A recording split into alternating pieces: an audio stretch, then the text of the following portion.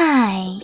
In front of me is Motorola One 5G Ace, and today I would like to show you how you can switch on or off adaptive brightness on this device.